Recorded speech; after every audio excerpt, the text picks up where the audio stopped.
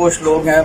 हमारा सबसे नंबर 1 मुतालबा था कि जो साफ़ी हैं और उन्हें प्लाट आज तक नहीं मिले, बिला तफरीक, चाहे हमारा बदतरीन मुखालिफ है, उसको प्लाट मिलना चाहिए और उसमें 2 नंबर लोग शामिल नहीं होने चाहिए और किसी का रिश्तेदार, किसी का मामा चाचा शामिल नहीं होना चाहिए।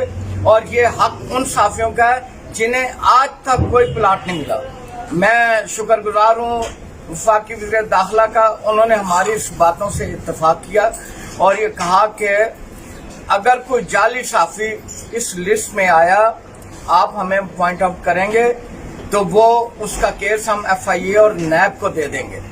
तो ये बड़ी अच्छी बात है, हम किसी जाली साफी का नाम नहीं डालेंगे।